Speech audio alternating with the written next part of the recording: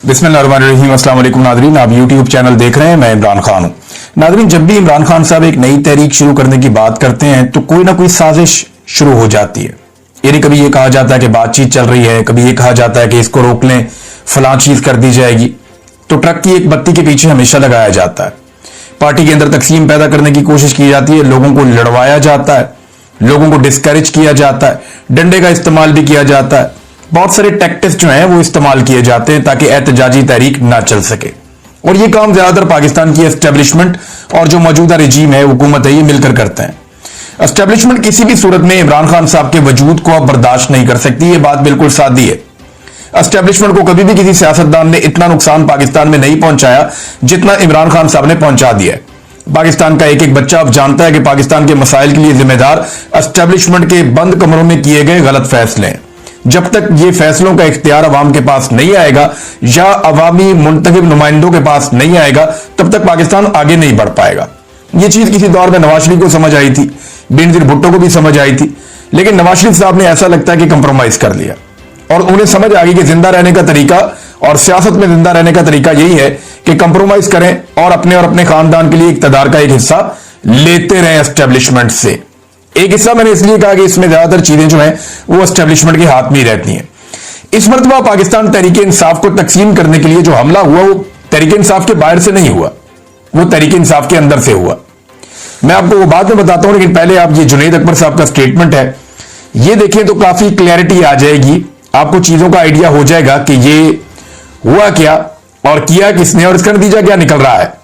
जो जुनैद अकबर साहब हैं, ये जहां पे हुकूमत है पाकिस्तान तहरीके इंसाफ की, वो सबसे इंपॉर्टेंट सूबा है क्योंकि वहीं से वो अवामी पावर इकट्ठी कर सकते हैं। पंजाब के अंदर तो 10 बंदे इकट्ठे हो जाएं तो वो डंडे मारते हैं, दहशतगर्दी के पर्चे कर देते हैं, घरों के अंदर घुस जाते हैं, लोगों की इमलाक तोड़ देते हैं, गाड़ियां तोड़ देते हैं, तबाही फेर देते हैं।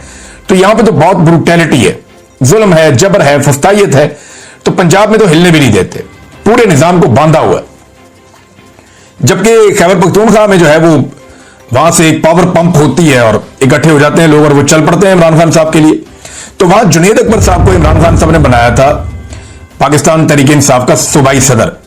अब सूबाई सदर जो है उसके पास बहुत सारे इख्तियारात होते हैं, लेकिन जुनैद अकबर साहब खुद एक बेबसी की तस्वीर बने हुए हैं। उन्होंने एक इंटरव्यू दिया और उसमें उन्होंने अपनी सूबाई हुकूमत के ऊपर संगीन तरीन इल्जामात लगा दिए। जुनैद अकबर साहब कहते हैं जनाब के जो लोग जलसा करवाते हैं इमरान खान साहब के कहने के मुताबिक और हमारी हदायत के मुताबिक, उन लोगों के लिए खैबर पख्तूनख्वा में जिंदगी तंग कर दी जाती है। उन्होंने आतिफ खान का, शराम तरकई का और असद कैसर वगैरह का नाम भी लिया। उन्होंने कहा जी वो कहते हैं कि हमने जलसा कराया तब से लेकर अब सूबाई हुकूमत हमारा कोई भी काम नहीं होने दे रही। जुनैद अकबर कहते हैं कि मेरा अपना कोई काम नहीं हो रहा, सूबाई सदर हूं मैं, ब्यूरोक्रेसी बिल्कुल ताउन नहीं कर रही। जब उनसे पूछते हैं तो वो कहते हैं जी वजीर आला हाउस से में मना किया गया है, सूबाई हुकूमत ने मना कर दिया है। वो कहते हैं जब मैंने जाके पार्टी के जो मौजूदा चेयरमैन है बैरिस्टर गौहर, उन्हें शिकायत लगाई तो जनाब पता चलता है कि उनके अपने काम नहीं हो रहे, उनके अपने इलाके में काम रुके हुए हैं और वहां की जो ब्यूरोक्रेसी है वो उनकी भी बात नहीं मानती। तो ये एक बेबसी है जिसका उन्होंने इजहार किया। अहमद मीर साहब के प्रोग्राम में वो बातचीत कर रहे थे और वो ये कह रहे हैं कि डीपीओ की बात करें या डीसी की बात करें, कोई हमारी बात नहीं सुनता, बल्कि बैरिस्टर सैफ वो काम करते हैं जो हम कहते हैं उसके बिल्कुल उल्टा कर देते हैं। यानी अभी तैमूर झगड़ा साहब कह रहे थे कि मुझे अगर जाना है इमरान खान साहब को मिलने के लिए तो मुझे कोई हॉलीवुड की फिल्म की तरह अपने मुंह के ऊपर बैरिस्टर सैफ का नकाब पहनना पड़ेगा, फिर शायद जाकर मैं इमरान खान साहब से मुलाकात कर सकूं, वरना तो मुलाकात भी नहीं होने देते।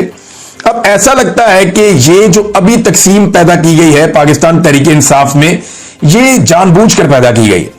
तहरीके इंसाफ के बहुत सारे लोग ये कह रहे हैं कि ये तकसीम पैदा नहीं होनी चाहिए थी, चाहे उसका ताल्लुक एक ग्रुप से है, दूसरे से है, तीसरे से है, चौथे से है, वो तमाम ग्रुप यही कह रहे हैं कि ये तकसीम पैदा नहीं होनी चाहिए थी। ये तकसीम पैदा हुई कैसे? देखिए, तकसीम के नतीजे में होता यह है कि अवामी रद्द-ए-अमल आता है और इस तकसीम का फायदा यह होता है कि जो तहरीक चलने वाली होती है वो तहरीक चलने से पहले ठप हो जाती है। अभी यही इस मरतबा किया गया। देखें, कुछ चीजें ऐसी थी कि हुकूमत गिरने के खतरे के बावजूद खैबर पख्तूनख्वा की हुकूमत बजट पास करने के हवाले से कर सकती थी, यानी हुकूमत भी बचा सकते थे और चीजों को अच्छे तरीके से भी कर सकते थे। मिसाल के तौर पे इमरान खान साहब से मिलने की कोशिश की जा सकती थी, जो कोशिश बिल्कुल नहीं की गई। देखिए, अगर बैरिस्टर सैफ जाता है और जाकर इमरान खान साहब से मिल लेता है तो वो तो एक सिर्फ वजीर आला के साथ काम करने वाला आदमी है। अगर बैरिस्टर सैफ जाकर इमरान खान साहब से मिल लेता है तो वजीर आला क्यों नहीं मिल सकता? यह सवाल वजीर आला को अपने आप से पूछना चाहिए कि इस आदमी में ऐसा क्या है कि इसको मिलिट्री एस्टेब्लिशमेंट इमरान खान से मिलवा देती है। इसमें ऐसा क्या है कि इसको मिलवाती है और बाकी लोगों को नहीं मिलवाती? क्या यह मिलिट्री एस्टेब्लिशमेंट का वफादार है या इमरान खान का वफादार है? यह अली अमीन गंडापुर का वफादार है या किसी और का वफादार है? वैसे मैं आपको बता चुका हूं कि वो खैबर पख्तूनख्वा का मोहसिन नकवी है, बैरिस्टर सैफ। अब वो जितनी मर्जी सफाइयां देता रहे, एक्चुअली तो वो यही है। इमरान खान साहब से मिलने की कोशिश की जा सकती थी, जो नहीं की गई। मुलाकात ना होने की सूरत में एहतजाज रिकॉर्ड करवाया जा सकता था, जो नहीं किया गया। और बजट को अचानक पास करने की बजाय सियासी कमेटी के मशवरे के मुताबिक 27 जून को पास किया जा सकता था, या कम से कम बजट को पंजाब के, वफाक के और सिंध की हुकूमतों के बाद पास कर लेते। पहले उन्हें बजट पास करने देते, थोड़ा सा प्रेशर बना लेते। अपनी हुकूमत बचाना जरूरी था तो बजट पास करना ही पड़ना था। लेकिन जिस भोंडे अंदाज में यह सब कुछ किया गया, उससे तो ऐसा दिखाई देता है कि शायद जानबूझकर पाकिस्तान तहरीक इंसाफ को तकसीम करने की एक साजिश की गई है। अब तरीकाकार क्या है? देखिए, अभी इससे निकलने का तरीकाकार सिर्फ और सिर्फ एक एहतजाजी तहरीक है, जिसके बारे में इमरान खान साहब पहले ही अहकाम दे चुके हैं कि एहतजाजी तहरीक चलाई जाए।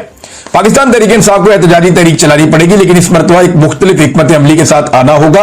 और इसके बारे में डिस्कशन पाकिस्तान तहरीक इंसाफ में हुई थी। जो पाकिस्तान तहरीक इंसाफ में डिस्कशन हुई थी और जो इमरान खान साहब का लाइन ऑफ एक्शन इस मरतबा दिखाई दे रहा था, वो ये नहीं है कि सारे लोग इकट्ठे होकर इस्लामाबाद की तरफ जाएंगे। इस मरतबा जो उनका लाइन ऑफ एक्शन था, और ये मैं आपको बता रहा हूं, ये वो लोग या जो पाकिस्तान तहरीक इंसाफ के अंदर से खबरें आ रही हैं या जो चीजें पब्लिक हो चुकी हैं, उनके बारे में बता रहा हूं मैं आपको कि इनका लाइन ऑफ एक्शन ये था कि पूरे पाकिस्तान को बंद करेंगे, मेन शाहराहें पाकिस्तान की बंद करेंगे और बहुत सारी जो एनर्जी समेत दीगर बहुत सारी चीजों की जो सप्लाई है उसको बंद कर देंगे। पाकिस्तान तहरीक इंसाफ के कारकुन मुख्तलिफ इलाकों में बड़े पैमाने पर निकलकर, और अगर इस तरह की एक्टिविटी हो जाती है, सप्लाई बंद हो जाती है, शाहराहें बंद हो जाती हैं, रास्ते बंद हो जाते हैं, या अमली तौर पे पाकिस्तान तहरीक इंसाफ, देखें वो मुल्क की एक बहुत बड़ी ताकत तो है, तो उन्हें एक मोमेंटम बनाना पड़ेगा ना तहरीक का। और अगर वो मोमेंटम बनता है और उसके बाद वो मुल्क को जैम करने में कामयाब हो जाते हैं, तो एक बहुत बड़ा प्रेशर होगा, इंटरनेशनल लेवल की न्यूज बनेगी, पाकिस्तान के अंदर एक बहुत बड़ी खबर बनेगी और एक बहुत बड़ा प्रेशर क्रिएट होगा। और उस प्रेशर के नतीजे में पाकिस्तान की एस्टेब्लिशमेंट को शायद कोई कड़वा घूंट करना पड़ जाए, जो अभी वो करने के मूड में नहीं है। इंडिया पाकिस्तान मार्के के बाद पाकिस्तान की एस्टेब्लिशमेंट को ऐसा लगता है कि जो अवाम उन्हें बुरा भला कह रही थी, शायद अब नहीं कह रही। लेकिन ये उनकी गलतफहमी है, ये एक ऑप्टिक्स जरूर क्रिएट हो गए हैं। लेकिन जब भी वो कोई पॉलिटिकल मिस्टेक करेंगे या कोई ऐसी चीज करेंगे, नहीं, अभी मैं देख रहा हूं हमारे जो मिलिट्री अफसरान हैं वो नौजवानों से मिलते हैं जाकर कभी मदारस में,